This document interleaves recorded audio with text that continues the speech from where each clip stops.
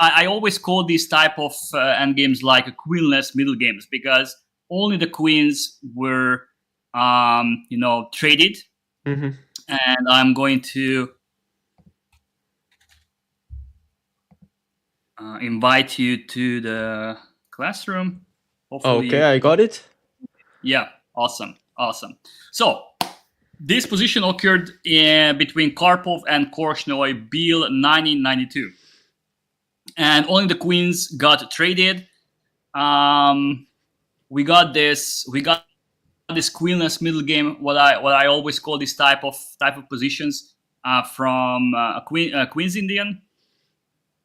And yeah, what would you say about the position first of all? I feel like the open files will take a huge role. I also feel like our bishop is slightly the light square bishop is slightly safer, being protected with the king. So maybe there will be some tactics or ideas against this knight on d5, or this diagonal rather. And yes, I feel like white should also be like slightly better, maybe because of the space on the queen side. We have maybe some prospects of pushing with b4 in the future. But yes, other than that, I would say the position is probably closer to balanced. Yeah. But if someone can be better, it's only white. Yeah, of course. Right? Yeah. So what I'm always pointing out, okay, I know this came from a Queen's Indian, but Queen's Indian sometimes very similar to Catalan structures. And in Catalan structures, I always call this bishop. Some call it dragon bishop. Some call it fianchetto bishop. I call it Catalan bishop because this is for me in my language. This is always a Catalan bishop. So whenever it comes down to the Catalan bishop and this diagonal is open, I mean white most of the cases are slightly better, unless of course black also has like a long diagonal bishop like Catalan bishop himself, or like a fianchetto bishop as you may. And combined with the c6 square, it's always critical. Why? Because to get rid of this bishop, black always need to. The only piece on the board which can counter this long diagonal g2 bishop is b7 bishop. Once these bishops will be traded, the c6 square will remain. I'm not saying undefended, but very very critical. Since black doesn't have a long diagonal bishop, our bishop is just getting the job done. Covering this square. So this knight will never really find an outpost or like a square which can exploit on c3. So imagine if these bishops are traded, this knight can make a lot of troubles, because we also I'm not so sure if you mentioned that this position is really symmetrical. So in symmetrical structures, what principle do you have in mind about what's that symmetrical structures? Do you have any, or do you know principle there? I don't really think so. So what matters the most? Because we can't really talk about structural difference. Like one side will probably the piece activity or piece placement. Yeah, exactly. Okay. Exactly. So when it comes down to like a symmetrical structure, we can't really talk about like one side has a better structure than the other. One side has more, more pawn islands than the other side. So we are talking about exactly the same. Okay, it's not exactly the same because our pawn is not on e3, black's pawn is not on e6, but on a6. But we have two pawns in front of black pawns on the queen side, and we have 4 pawns in front of black pawns on the king side. So this is basically a symmetrical structure. So here it's very, very important how dominating, how active we are, our pieces will become. So this is exactly, and that's why development advantage, space advantage, because we can actually create space advantage, even though it's still like a symmetrical structure. We still talk about a symmetrical structure. So symmetrical structure is not identical. So, but just like two in front of 2 pawns and 4 in front of 4 pawns. But we can actually create a space advantage, development advantage, and piece activity. These are basically the three key elements, which are very, very important in symmetrical structures. So, by the way, white is on turn. How would you continue? Because basically black is one move away from, finishing his development, either with knight a6, knight c6, or knight d7, connecting the rooks together, and he will just bring the 2 rooks to the open files, and he will probably equalize. So time really, really matters in these cases.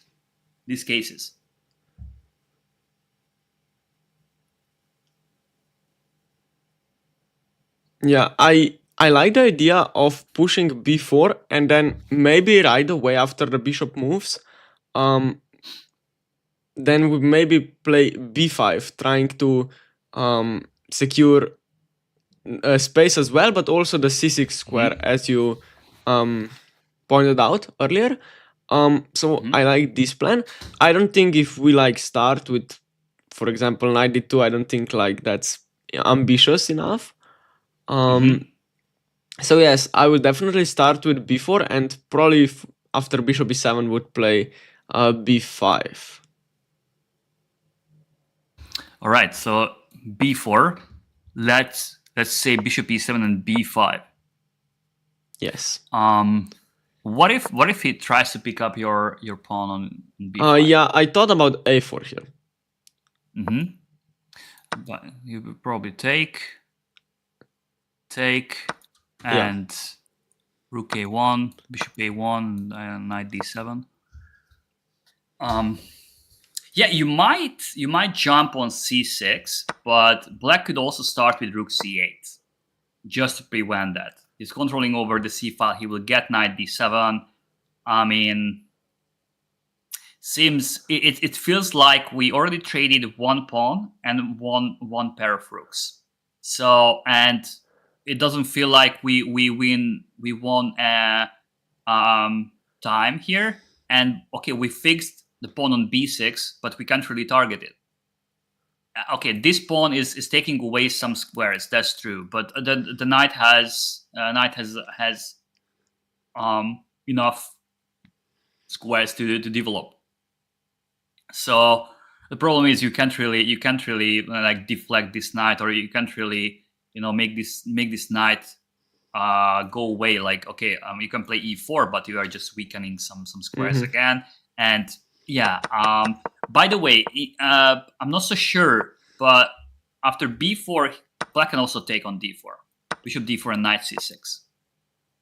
But okay, actually, our bishop is yeah, very the strong, bishop pair is strong, but I mean, black. It feels like black is doing all right here. So yeah, you have the bishop pair, but the thing is, black is a little bit ahead in development. So because he could develop his knight by a very, very nice tempo. And okay, let's say you go knight d2. I'm not so sure. Maybe he can even go bishop a6 here, targeting this guy. If you go rook f1, he will probably move the knight away. Now knight c3 is a threat. Rook c1 he can take. Now you can take with the rook. Maybe bishop c1, rook c8, and you can even be worse in some cases. So now we can't really see the benefit of the bishop pair. You could play bishop f3 on the other hand, but still, like, I don't know. Maybe he can still go here. Rook c1. He could take on c1, rook c1, even rook c8. I mean, yeah, you were slightly better. slightly better, but it's still doesn't feel like something you can easily convert. But yeah, this is the price what black is willing to pay in order to like develop his pieces very fast. He doesn't really care about his bishop pair. And then the problem is if let's say you go b4 takes knight c6, this will probably never be enough. Like you just created one isolated pawn. He will probably take here. He doesn't really care. I mean, his bishop is just it's fine. It's protecting d5. But what really matters is, by the way, could you check that Carson game? Reasons of Carson. No, I slightly forgot. All right. I will do. Okay, I will do. Yeah. Next week. Next week. Yeah. All right. Sorry about that. That's fine. That's fine. I should have like wrote you on Discord. I forgot. Sorry. Okay. So yeah. So that game was exactly about what is really important with isolated pawns is open files. So if you can use one open file, it doesn't really matter if you have an isolated pawn, because if you can penetrate, let's say on c2, who cares about d5? So like this is how you can compensate a weak pawn with a dynamical counterplay. So yeah, b4 was an option. You will probably be slightly better there, but it's not enough. It's not enough. Korchnoi would have defended that position probably. I'm not saying easily, but yeah, I don't think he would mind b4.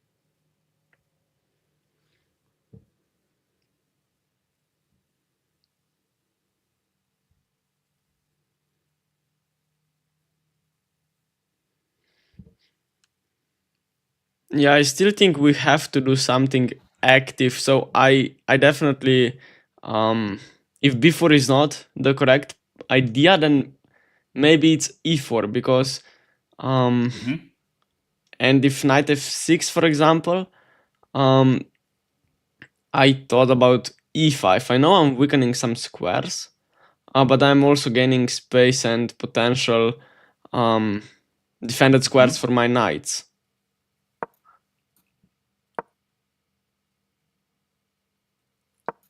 He probably takes.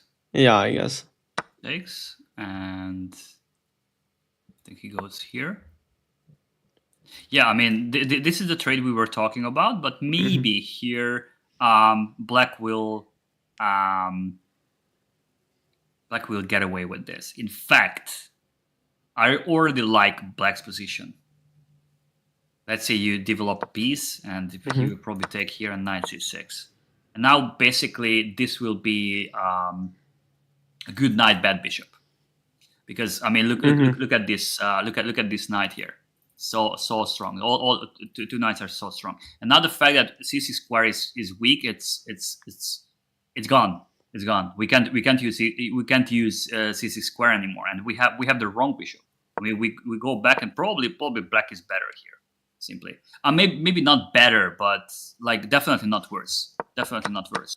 So Yeah, e4 is a little bit too early. Little bit too early.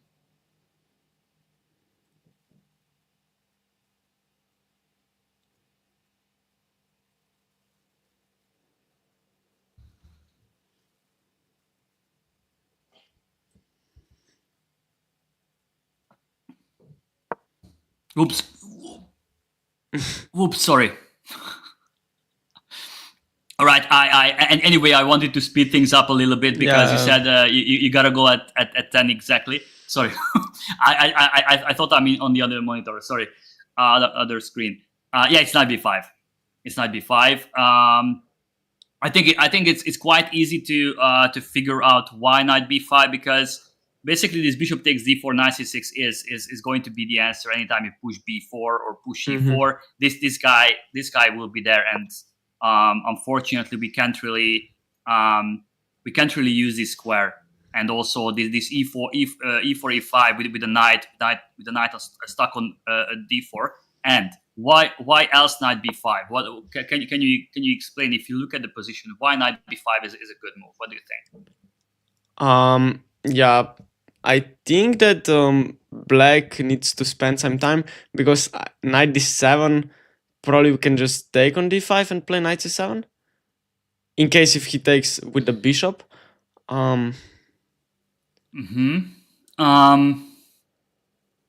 Yeah, knight d7. Knight d7 was the right move, by the way. Caution should have played knight d7. He played knight c6. So first of all, knight c7 is a threat. Is a huge threat. Yeah, of course. So we are threatening to win an exchange, because let's say he goes a random move, which it's really hard to make a move which actually allows this. But this was this was a threat, and now we are winning an exchange because the rook is stuck on a8. So, and the other point of this knight b5. So while the knight was on d4, we couldn't really play knight c3. We could. This is probably the square. This is the way to like exploit or just do some damage on the d5 knight. The other one was e4. The other one was e4, of course, but we saw that e4 was not really working super well. So after knight b5, from now on we can play knight c3 later on. So yeah, knight c7 and knight c3 combined together, and also b4, which is like a huge thing, because now black doesn't have a bishop takes d4. So yeah, knight b5 was the move. Yeah, Korsha played knight c6. He should have played knight d7. And now I think b4 is the right move. Bishop e7, rook d1, let's say. Rook fd8. Of course, he has to stabilize d5. e4, knight f6, e5, knight d5, knight c3. Takes. For example, rook c8, bishop b2, and this square is always weak a little bit. That's why I think black is slightly worse, because we have this square. We have a space advantage. Also, now, which is very, very important, he can't really use d5 square. So the knight will never really get to d5. If the knight could get to d5, I think in some cases he can even be better. Because this pawn, I'm not so sure how much you know like Olopin lines, but in the Olopin with second knight f6 lines, black can reach a lot of endgames like this, but with the knight on d5. And black is, most of the cases are better, especially if the knights or bishops are traded, because maybe this gives some space advantage, but it can also be weak, and it just allows to use these squares around the pawn. So now actually it's a very useful pawn, because it just, I don't know, like provide this square for the knight. It doesn't allow the knight get to d5. And let's see, in case of a6, we can also maybe jump to d6, or we can go. I'm not so sure this is what we really want. And yeah, this is just two. We created a weakness, but it feels like black can get away with that. So we probably play knight d6 here, and bishop d6, rook d6, and now the knight can't really move because these guys are weak. We are trying to play rook d1, or even bishop d4. attacking b6. Of course, black shouldn't doesn't have to take. But let's say he goes rook c2. I don't know, bishop d4, and this guy is too weak. If he doesn't play a6 by weakening b6, then the knight will stay here. So yeah, he have to sacrifice not b6 pawn, but the fact that this guy will be vulnerable later. So yeah, this was a correct play by black. This where he's still slightly worse, but it's holdable. Instead, he played knight c6. How would you play now?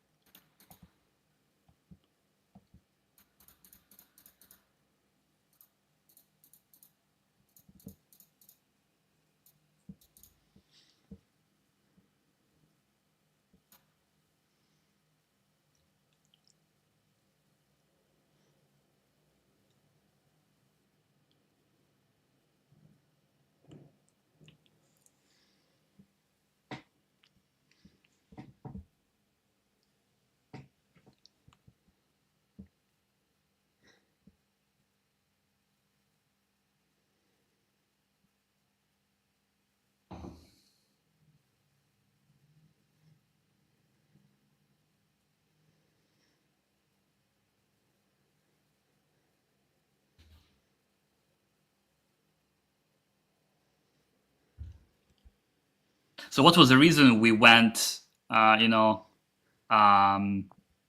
went knight b5? Because of two reasons. Yeah, firstly, we threatened to win the exchange, but probably to push b4. Yeah. I mean, with b4, we can't really lose anything, right? Because black will not have time to pick up b4 pawn. So definitely b4. We have to include this b4 bishop e7. I mean, this will not happen. I mean, black will not have time for this. And now, I thought about rook d1 and e4, but I don't know.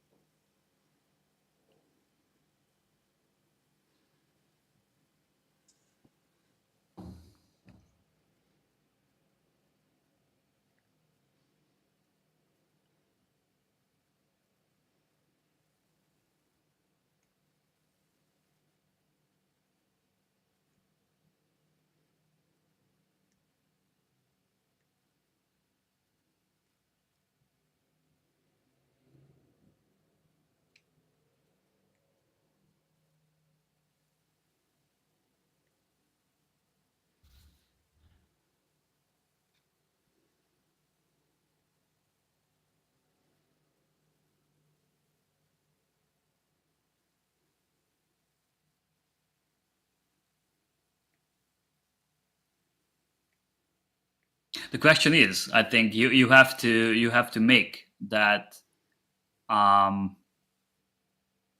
Should we include e4, e5? Because after e4, the knight has only one square, which is f6. You push e5. I mean, the knight has to go back to d5. Otherwise, this bishop will be too dominate on on the long diagonal. So the knight has to go back to d5, has to jump back to d5.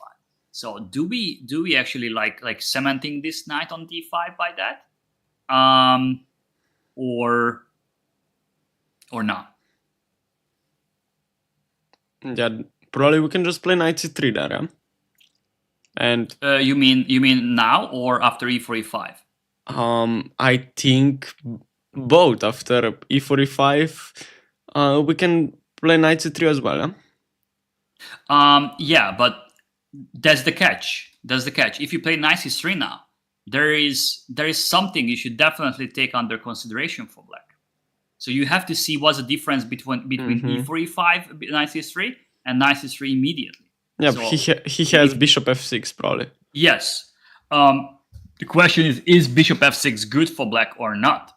But okay, Korsher went for, Karpov went for e4 e5. In case of knight c3, knight c3 was also interesting, but the problem is the other very, very important.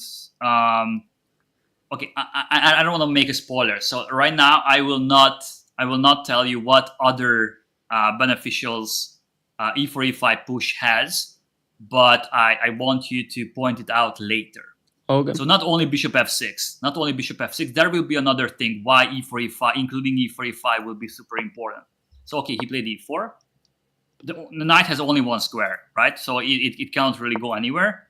Knight f6, e5. If black doesn't go knight e5, then this bishop, as I mentioned, will be super dominating, and yeah, someone has to counter this bishop. The knight should do this. Now knight c3. Of course, knight takes e5 is not an option, because after knight takes d5, he's losing a piece. He cannot do that. Knight takes c3, bishop takes c3, and now we could also reach this position by this if black didn't go bishop f6. So now what I said, just like in the previous position where I mentioned that this e5 pawn sometimes has like downsides and gives a lot of beneficials like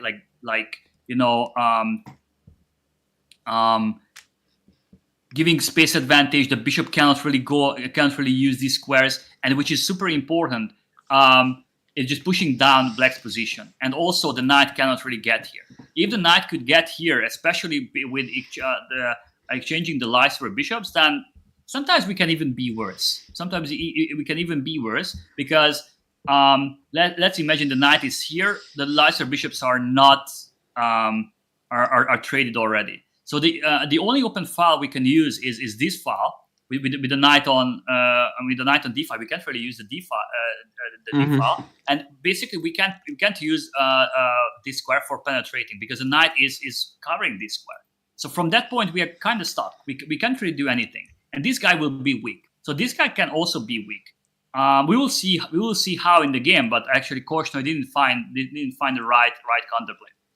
All right. So, and again, Korchnoi didn't find the best defense. It was already very unpleasant. So the position is between plus equal and plus minus already, thanks to this knight c6 move. He should have played knight d7 for sure, because now basically I think this was a position which he kind of underestimated from White's perspective, that this is actually very, very unpleasant endgame. Okay, he played knight d8. Didn't really help his case. Probably he should have played a6. How do we play against a6? And now we will see the other point of this e4 e5 push. Probably we go knight d6. Although yes, exactly. Knight d4 is also tempting, but probably just rook c8. In knight d4 he goes rook c8. Yeah, I think, and he can deal with this. If our bishop was on b2, maybe we could increase the pressure with rook c1. Even there, maybe knight takes d4. But now, yeah, our bishop is also in the way, and we can't really use this file. Yeah, knight d6 exactly. So what we have to understand here is sometimes these pawns are. It's hard to decide that is this a weakness or is it a strong pawn? Which one is it? With with rooks on the board, especially with two rooks on the board, this is super strong. This is super strong. With one pair of rooks on the board, it's not that strong anymore. And without rooks, it can be also weakness. Of course, if there are no rooks on the board, D7 would be winning on a spot. Maybe knight d8 takes bishop e5, king f8. No, even then it wouldn't win, because d7 he has knight d8, and the king is coming super fast to blockade the pawn, and this will be weak, and we are not so sure who will protect it.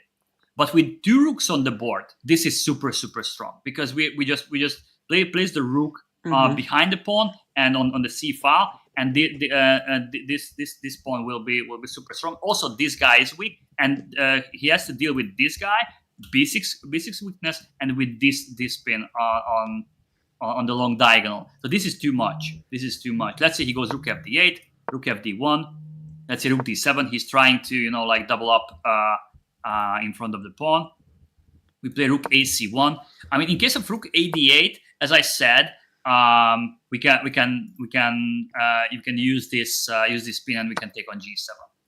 For example, if it takes on d6, in case of king g7, of course, this is just an easy rook endgame. Yeah. We are up a pawn, and these guys are also weak. We have a pass pawn. If he takes here, takes, and this endgame is just a nightmare. Probably losing endgame. Probably losing endgame. The king is weak. This is super. I mean,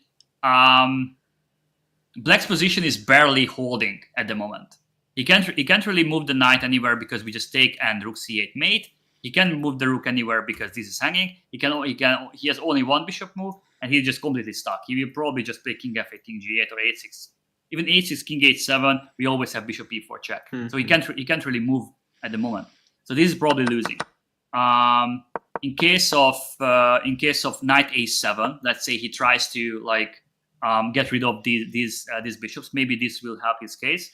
Now we can take here, rook b7, and again we will use the 3+1 rule, and we will improve this bishop by bishop d4. Our bishop was not really doing too much on this long diagonal. We'll play bishop d4, and we will try to hit this b6 pawn, bishop d4. Let's say rook d8, bishop e3, king f8, and we can play a4. Also, his knight is super weak. The knight can only go to c8, but then he gives up on a very important c6 square. And yeah, I mean, this is weak. This is passive. And yeah, this is a nightmare as well. And not even mentioning that once the king gets here, I think he's just running into bishop takes b6. Was that motives? So let's say he goes king e8, just make a move, king d7, and maybe he also runs into this. I'm not so sure if we should do this. Yeah, we can include d7 check as well. Okay, 7 rook d6. Yeah, that's not very good. So maybe d7. Wait, actually, maybe this is not that great. I mean, this endgame is also looking better. This endgame is also looking better. Just go a5, bring the king closer. Yeah, maybe he can hold this, but now this is a very unpleasant. But this was still better. I think he should have played a6. He should have played a6 instead of knight d8. Instead of knight d8. And here Karpov went wrong.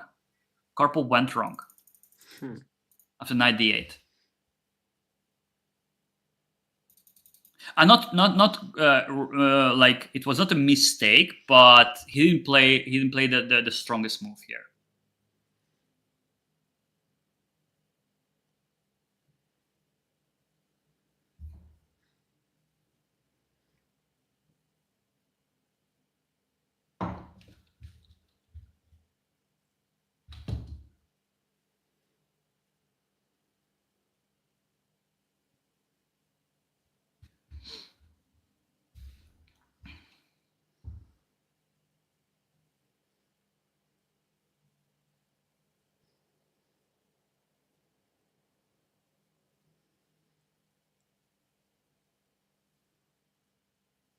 Question is, Do we take on b7?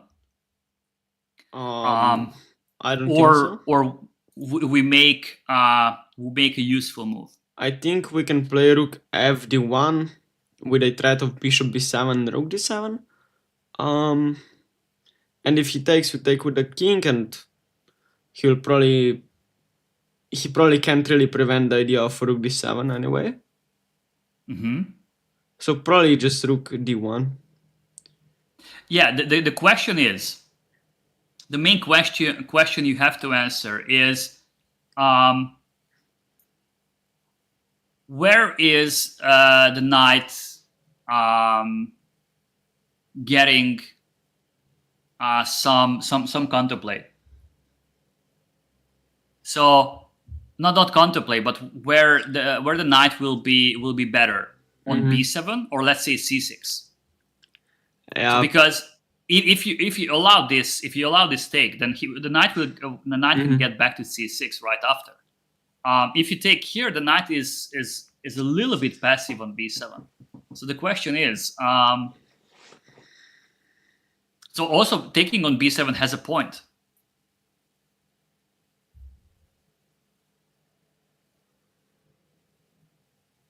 By the way, if you play rook fd1, he will take on g2, king g2, and he will go back to knight c6. Yeah, and now that's rook d7. Yeah.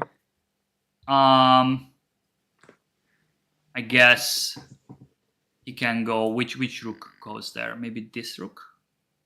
Rook fd8. Rook d1. Rook d1, and now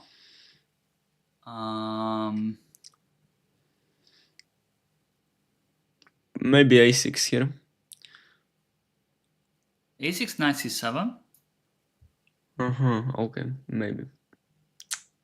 Maybe he takes. I mean, he can win one tempo with king f8 because you can't remove the rook anywhere. This is hanging. So maybe he will go. He will do this. And you know the knight is well protecting everything. Yeah. The knight is protecting this, and this, and sometimes attacking e5. So yeah, a knight is a good defender. Now we could penetrate on the 7th rank, but is this enough? Because the last thing we want to see is trading both of our rooks. We can't do that. We can't do that. Maybe we have to play some rook d2, king e8, and rook c7.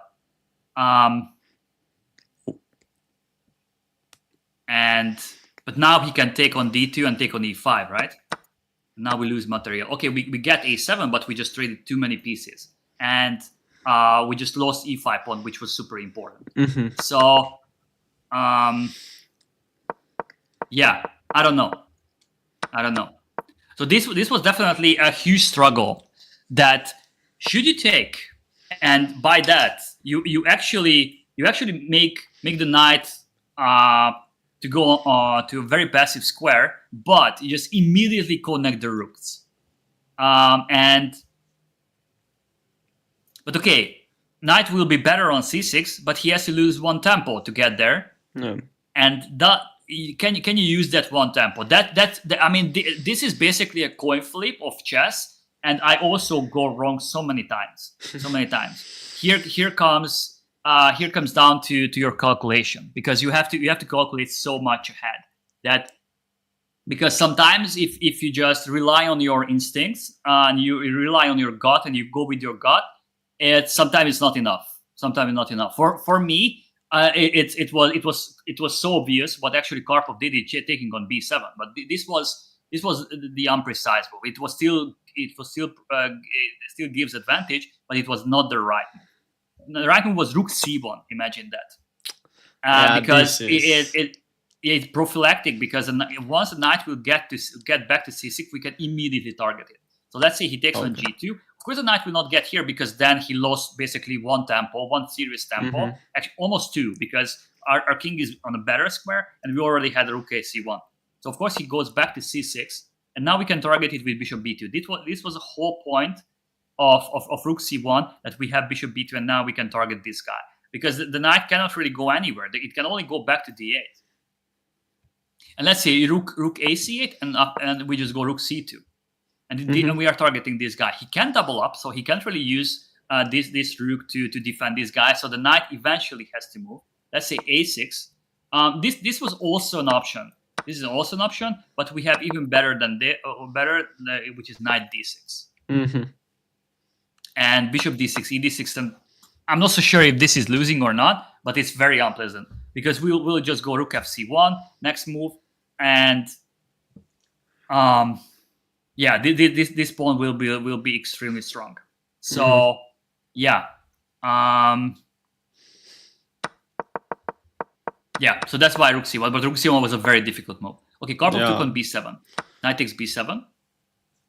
He went rook fd1. Of course, he wants rook d7. Rook fd8. And now he made a mistake. He made a mistake here.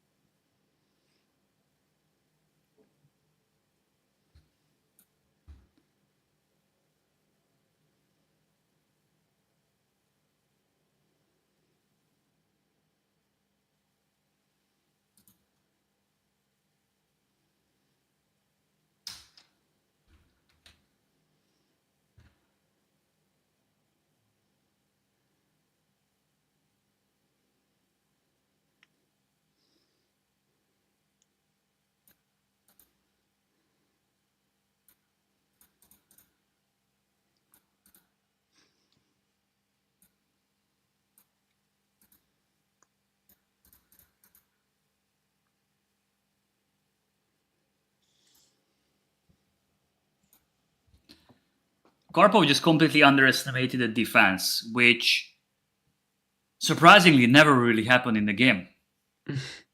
But okay, now it's I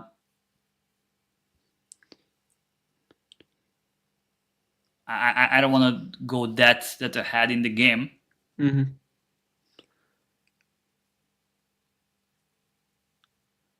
So what you have to really consider that after taking on d8. Yeah, he probably takes with the rook, I think. Really? Yeah, he can't really take with the rook because just knight takes a7. Yeah, and rook d3. That pawn is rook c1. And this is okay. Yeah, I mean, okay. This is probably just lost now. The knight is horrible, and we are pushing a5. Okay, this probably. King is getting here. I mean, the fact that he got an open file, that's just one thing. He can't really use it. He can't really use it. Our knight is super strong. Our bishop is basically super strong. We can also target this guy, and we're just pushing our pawn all the way to a8. And look at these guys, especially b7 knight. So I mean, Black's position is very passive. The last thing he can do is sacking one of his pawns. If he's sacking one of his pawns, then the game is over. So yeah, he has to keep the material balance. So rook takes d8 is a very tempting move because after, let's say, bishop takes d8, rook d1, a6 met by rook d7. AB rook b7. The question is this enough? Or you can do something better after rook fd8. Because rook takes d8 is very tempting.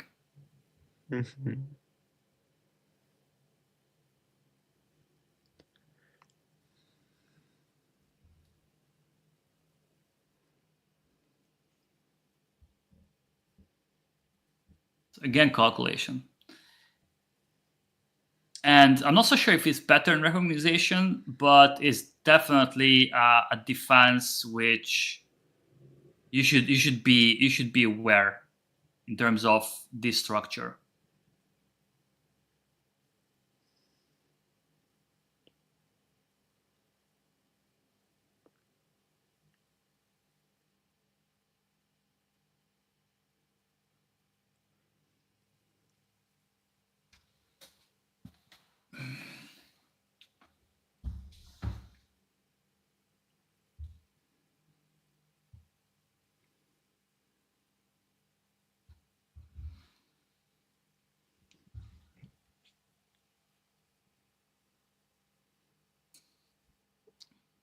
Maybe we can also go knight d4 with the idea of knight c6, and if he plays rook ac8, we can probably slowly prepare. Firstly, we defend the bishop, maybe rook ac1, and then b5.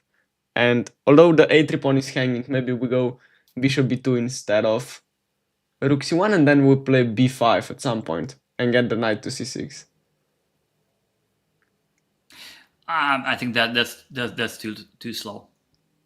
Once you move the bishop away, he will always get a knight a5, for example.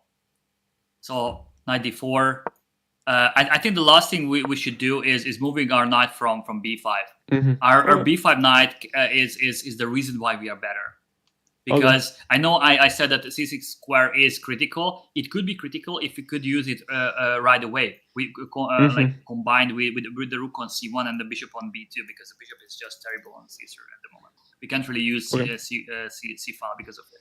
So knight d4, knight c6 would be awesome, but the problem is we are just a couple of tempos behind. If our rook was on c1 and the bishop on b2, we could play knight. Even then, we can't really do that. Yeah. But let's say trading one rooks down and then knight c6 would be awesome, especially with the b7 knight. I mean, this is exactly what I was showcasing in the beginning of the class, that in these structures, when we have a Catalan bishop and he has a bishop on the long diagonal as well, which countering it, in case these guys will be traded, the c6 square will be a critical square. If you can use it, we will have advantage. If we can't, we can't reach any advantage. But now the problem is that we are a couple of tempos behind, so black can actually deal with this. Let's say rook c1. He can also double up here. Bishop b2 back and just rook c8. And takes, b5. He can also play knight f5. And all of a sudden, maybe we are even worse. A little bit. Because c-file is more critical. We can't really penetrate here. The king can easily deal with d7 square. And this is weak. And the knight is jumping to c4. If you move the knight, he will have rook c2. This is weak. And knight is going to c4. So we really have to keep our knight on b5. This is exactly a piece which provides an advantage. So this is a key for success.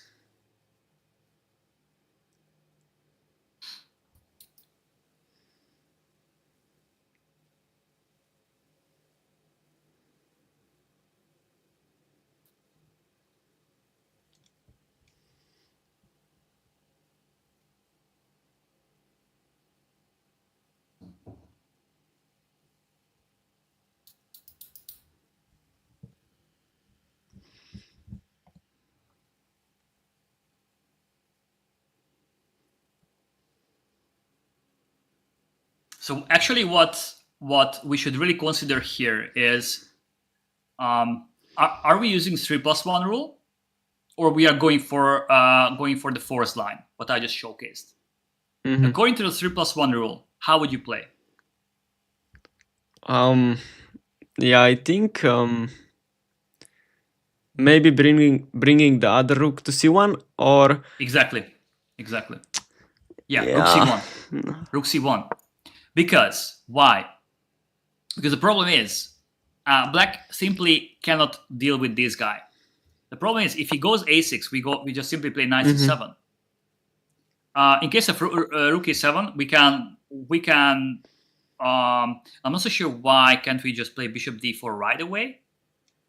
But according to my analysis, we go bishop d2 with the idea of bishop e3. Why not just bishop d4? I wonder.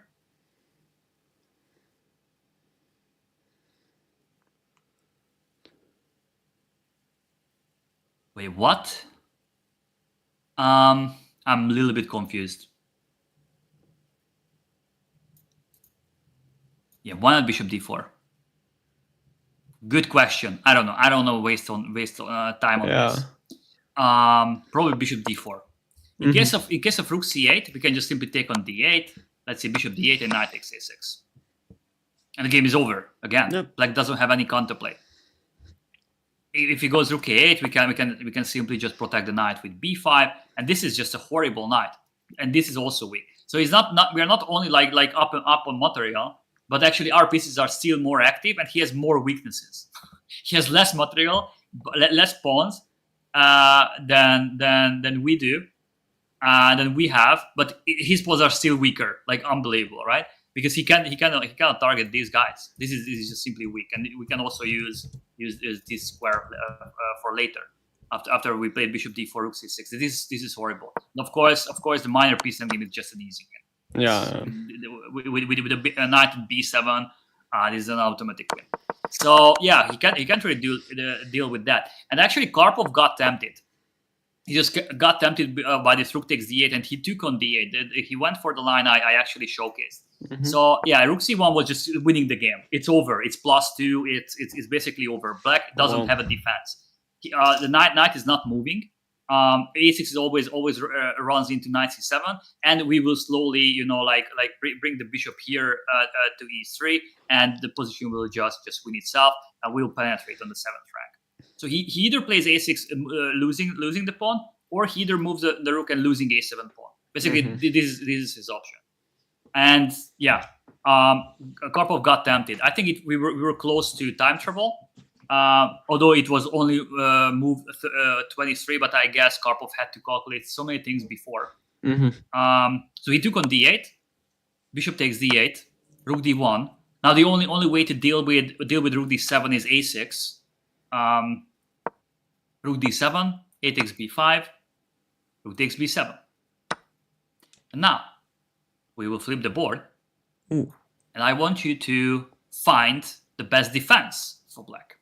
There is not a pattern. I'm not so sure how to call this, but there is a way we will always do in this type of structures, which we have to do. Otherwise, we are lost. Because, the rook is just too strong. This is well defended now. Also, a3 is going to be hanging later. So what black should realize here is white doesn't really have this option, because this is always hanging. Yeah. But of course, first you have to deal with like the back rank, because black has some back rank problems right now.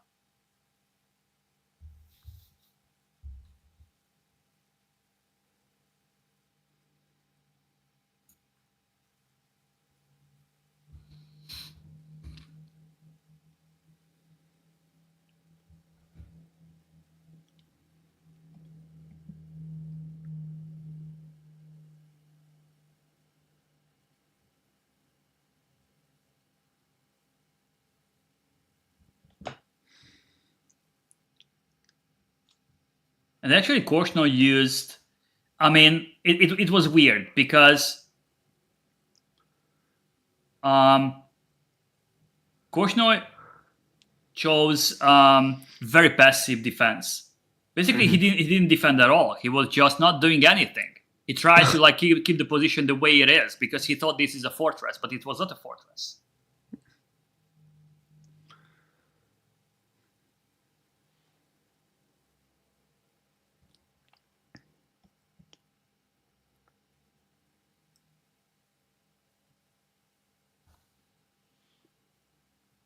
I'm pretty sure, by the way, this is what I'm always saying, that in defense, people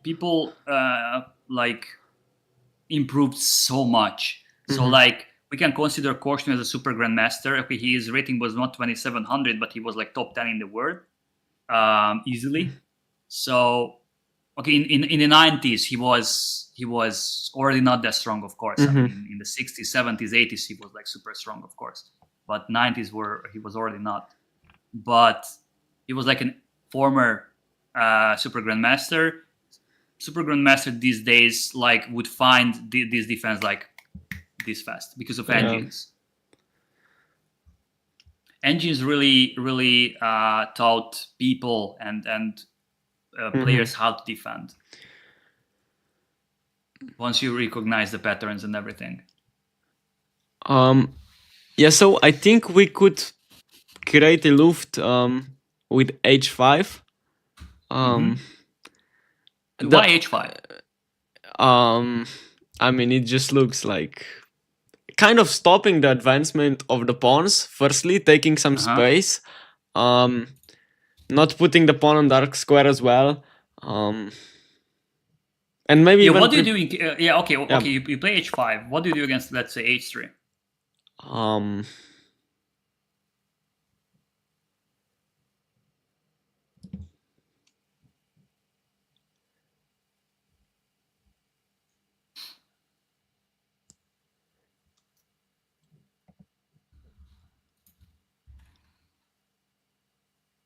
Is the rook endgame with rook a3, rook b8 draw?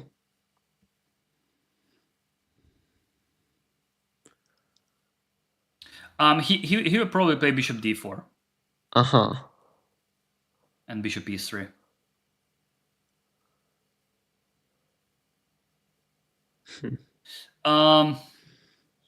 Yeah, he could also start with bishop b2. Like, it doesn't really matter. Yeah. Let's assume that the rook takes a3 is not an option because he can defend the pawn.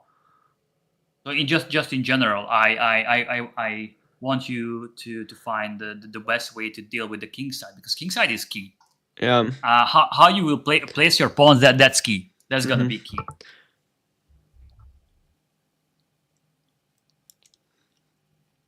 I think we probably should play g6 here instead of g5, because g5 he has probably g4 and our pawn is on dark square, which I don't like.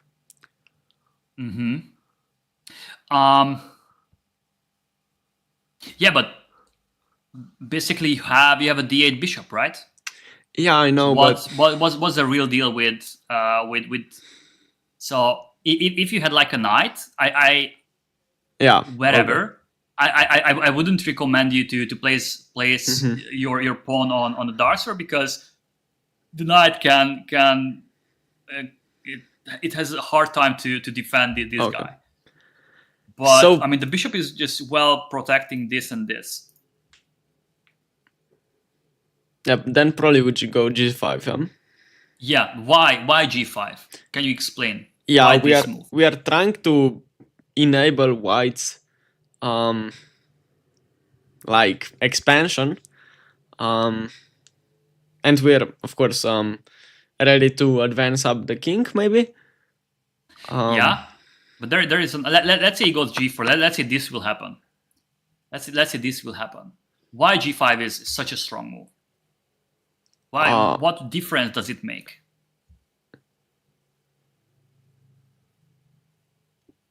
The pawn is defended and he cannot play f4, I think. Yes, why f4 is would be important? Oh yeah, because then he would just start to kind of break through. Also that, but what can be a target later for you? What can target later?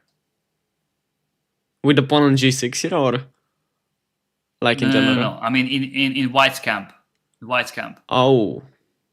So g4, and if he play g4 is a weakness, and if he plays f3 will be a weak pawn, yeah?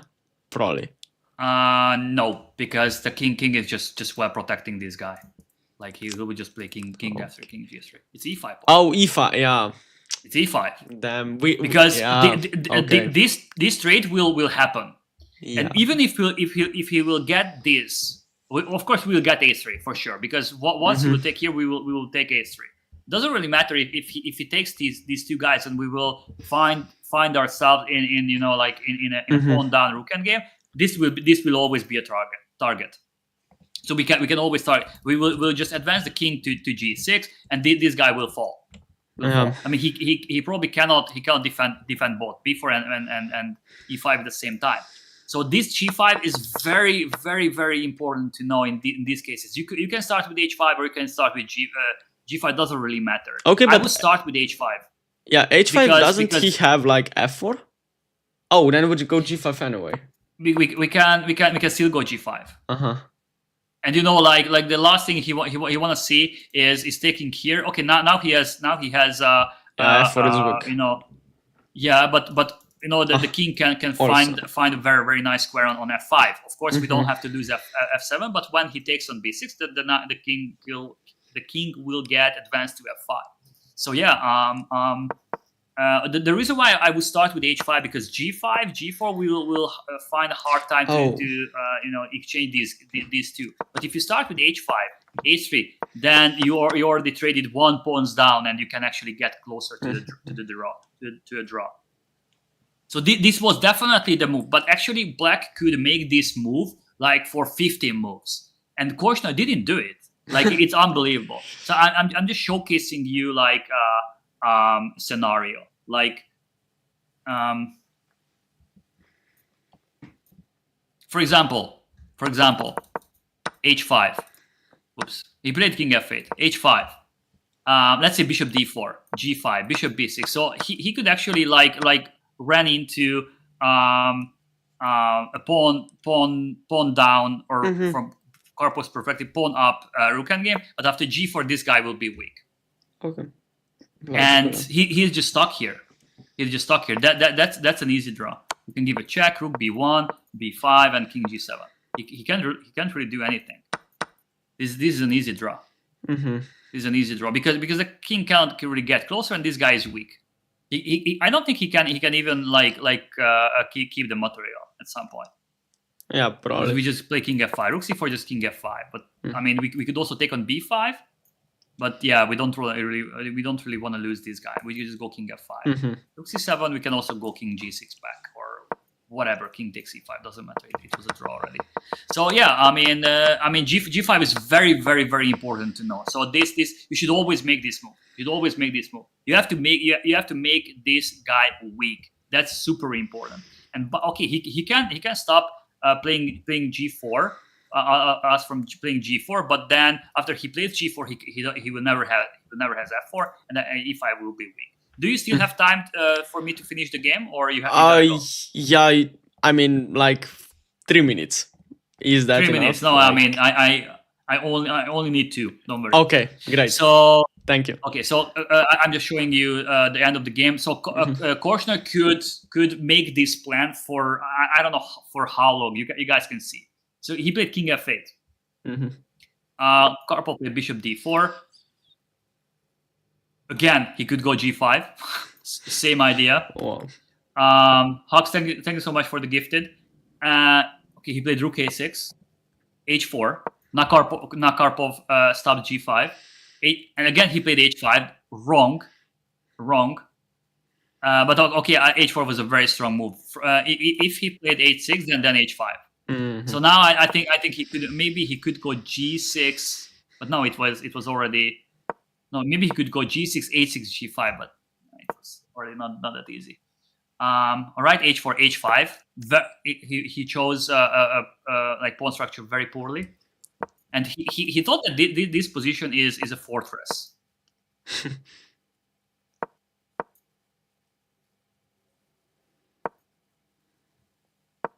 Karpov was just playing around, and now he found.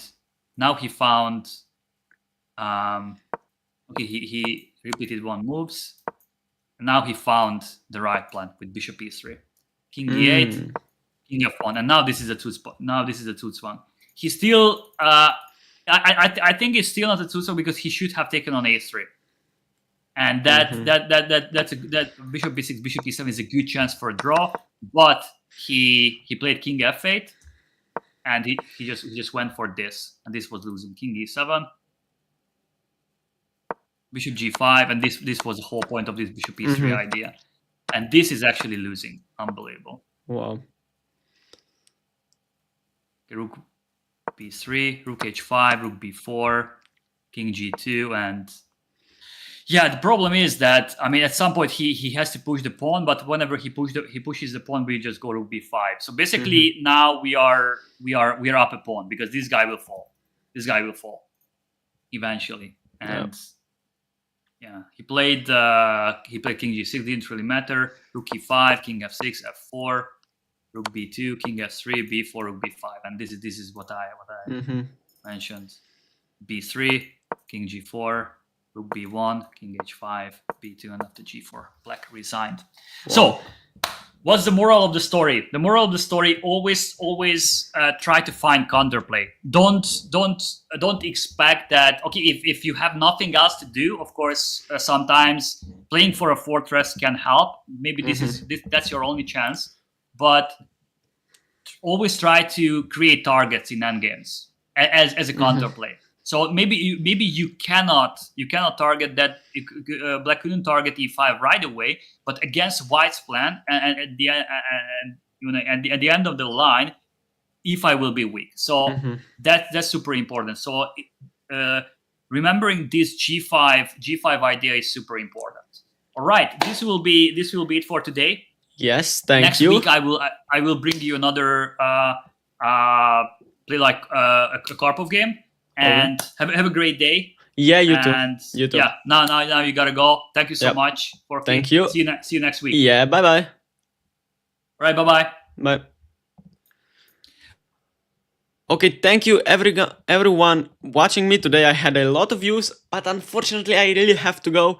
So make sure to subscribe and see you guys next week, same time. Bye bye.